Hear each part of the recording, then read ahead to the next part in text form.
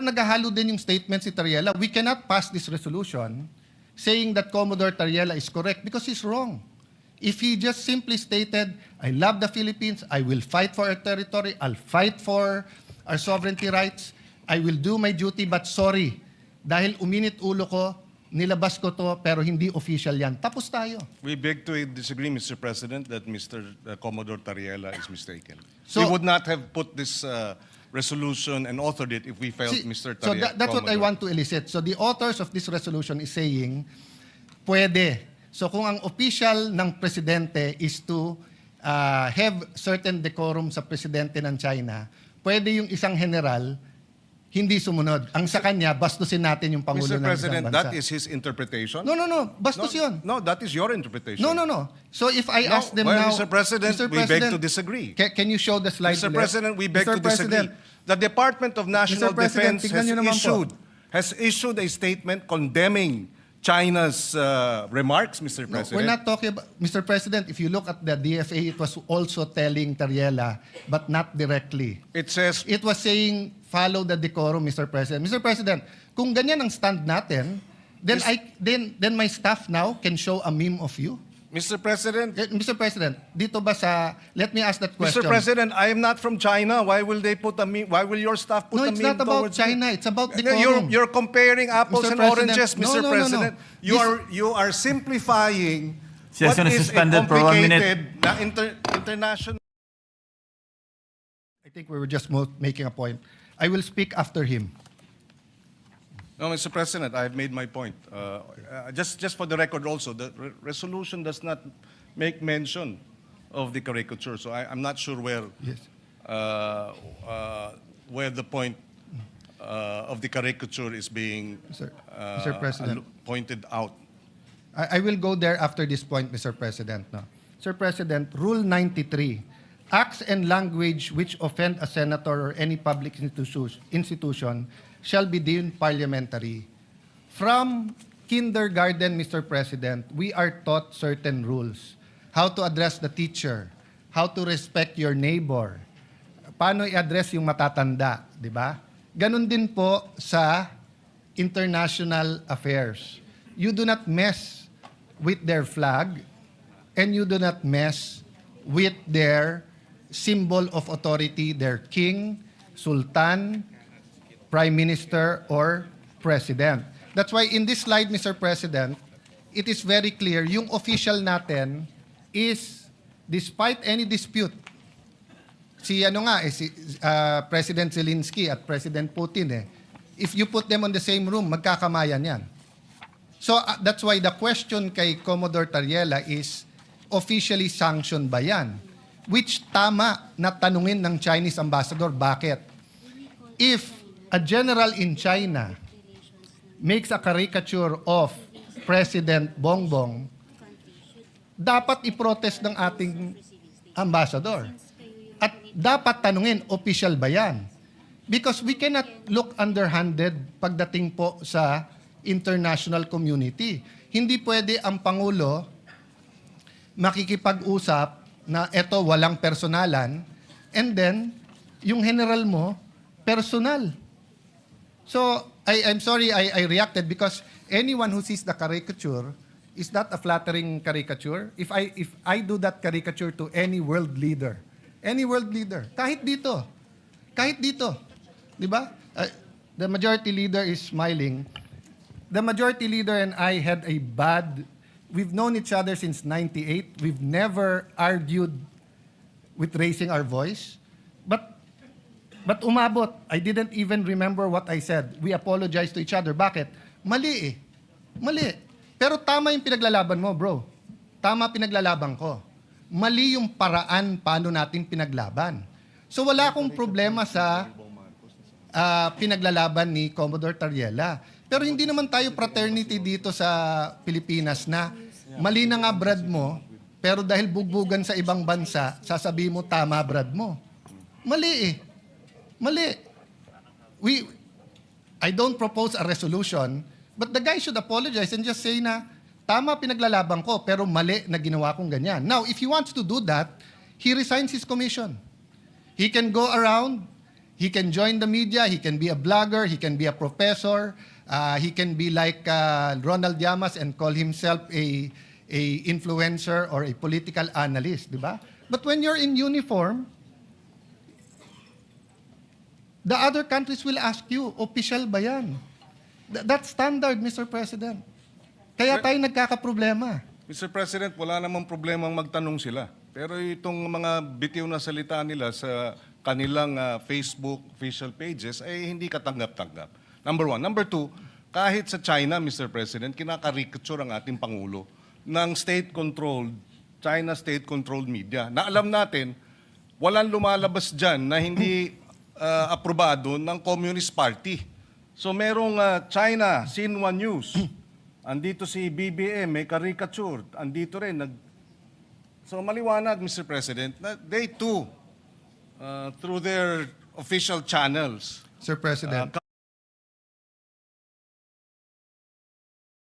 come up with caricatures, Mr. President. Sir President, yun po, with all due respect, Senator Pangilinan, and dapat ina-advisean ng DFA ng tama, hindi po mangga sa mangga o atis sa atis yan. Communist countries, including Vietnam, Cuba, North Korea, pag news outlet nila, although alam natin in reality may say sila, just like PTB4, in reality, hindi dapat, but in reality, kahit sinong administrasyon ay may say sa PTV4, is not considered track 1. Hindi siya track 1. So kung hindi ka track 1, pwede ka mag-caricature. Media yun eh. Kahit na alam ng Communist Party. So if our diplomat ask, is that official? Sasagutin ka, that's our news. Hindi kami. Which is deniable, Mr. President, and therefore okay lang. No, it's not okay lang. Well, It's not okay lang, Mr. President. But Why It is the when we international- defend when our officials caricature, it's not okay. But when their state-controlled news caricatures, it's okay? No, Mr. President. There is an Ayun naman pala eh. international... So what's the issue? No, Mr. President. There's an international order in foreign relations. And when these countries that control state media do it, it is accepted that it is not track 1. But when democratic countries have generals who do that, it destroys the order. Yes, Mr. Nagmumukha tayong childish at bata, nasisira po ang kredibilidad mula sa Pangulo hanggang sa Secretary of Foreign Affairs.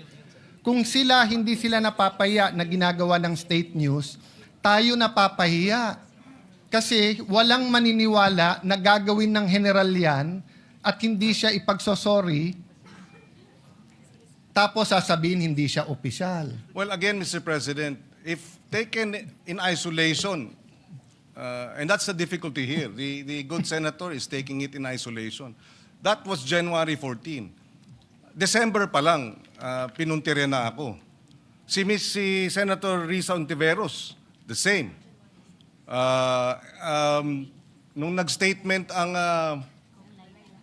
Congressman Laila and Congressman Jokno, tinira rin.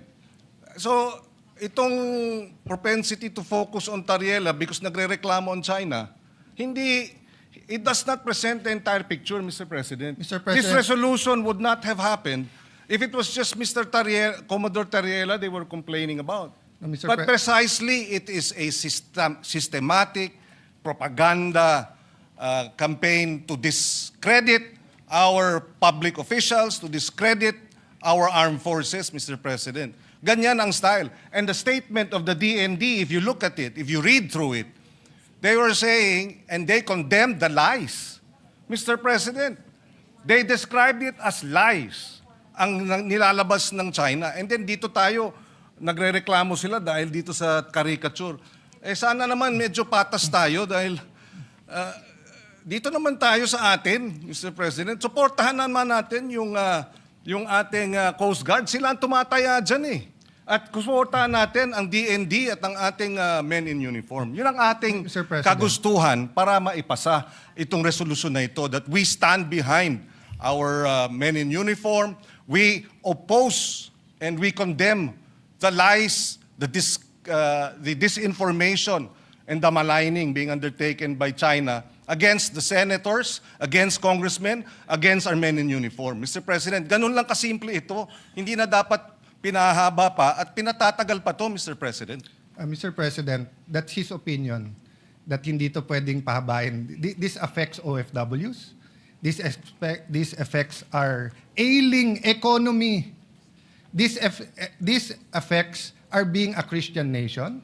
This affects moral ascendancy. Hindi mo pwedeng sabihin dahil mali kayo, mali na rin gagawin ko. Dahil ang Coast Guard tama, yung isang general na ng bastos, okay. So I take offense sa sabihin, dito naman kayo sa amin. Protektahan nyo naman Coast Guard. Kailan namin hindi protektahan ng Coast Guard, Mr. President? We are for the Coast Guard, Mr. President. But if one of their generals went over the line and did something that is wrong, childish, undiplomatic, reckless, unprofessional, it's also our duty. Did we file a resolution here to ask someone to correct him? Hindi po. Kasi hindi na namin kailangan ng rest back ng Senado. Pag kami nakakapag-debate sa Russian ambassador, American ambassador, hindi namin kailangan rest back ng Senate. Especially kung tama kami. But what we're asking sa resolution to is rest back ng buong Senado. Which I'll go to the other point because hindi tayo magkasundo dyan. So tingin nyo tama, bahala kayo. Because may mga anak kayo, may mga apo, tayong lahat. Dadating tayo dyan. Pwede mo ba sabihin sa anak mo, anak, pag mali sila, gumawa ka na rin ng mali. Anak, okay lang mang bastos kasi mas bastos sila eh. Anak, okay lang mag-bully kasi mas bully sila. Ako, hindi ko sasabihin yon.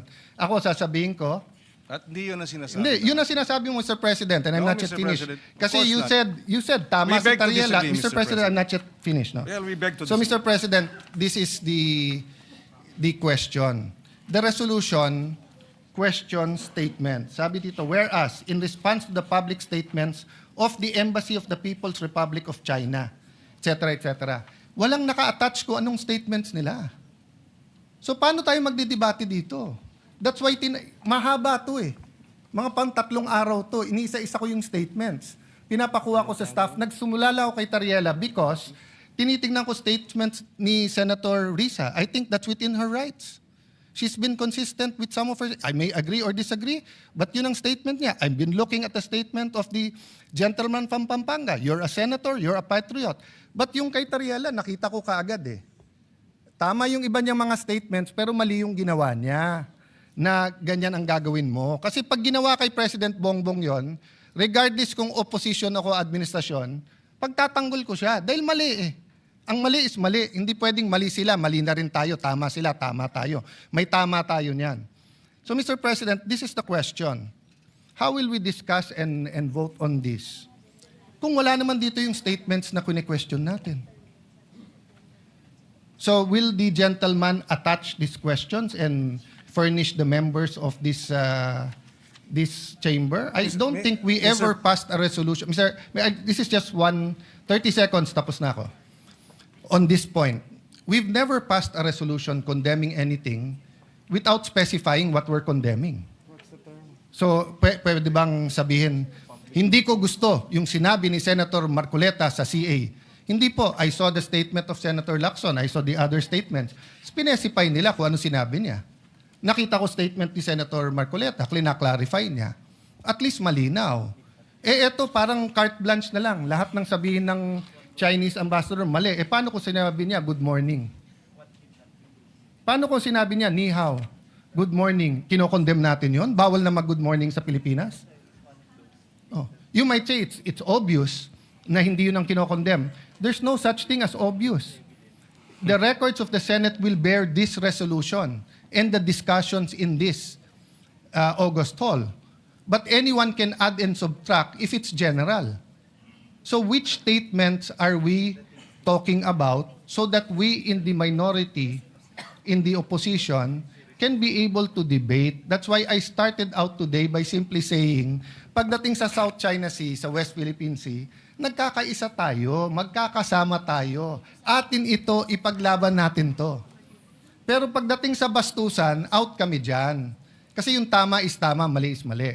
So ang question po ngayon, what will we do, gentlemen from the esteemed Senator gentleman from Pampanga and the author, will you supply us or will we annex or add whereases so that we will see ano ba tong statements na to? Mr. President, I think the whereases are clear. And just a little bit of research on the part of the researchers will confirm what we are referring to. We don't need to annex all of them, Mr. President. For example, in response to the public statements of the Embassy of the People's Republic of China that opposed and criticized these positions and questioned the propriety of Philippine officials expressing such views in the performance. So it's specified, the nature of the statements. So a little bit of research, malalaman mo na which statements were these because this Point refers of order, to... Mr. President. Point of order. What is the point of order? Of The statements gentleman? of Senator Pangilinan, the nature of his statements. Kayo na mag-research kung ano statements na yun, Mr. President. Sabi niya, pwede daw yun eh. Mr. President, I-research na lang daw I'm natin. not yet done. No, that's why I Philippine gave you, officials, Mr. President, including that's why I members, gave a point of members order. of the Senate. May I just be... I am still It's speaking, a point of Mr. order, Mr. President. President. A point of order precedes your precedence. Di ba? Mr. President, Mr. President, maybe ask the minority floor leader to state the point of order. Which part of the rules was Sige, Mr. President. which part of the rules was Wala. violated? I'm making a point, Mr. President, that you cannot make a motion and then say, i-research mo na lang yung laman. Sabi kasi niya, pwede mo daw ipasa to, tapos nandyan naman yung nature. Ano ngang statement? Mr. President, So in the this is a same manner, debate. Mr. President, I Where is- admit where is the point my of order? motion, may I finish? Where is the point my of order, motion Mr. for Where is the point of our order? Session is motion. suspended.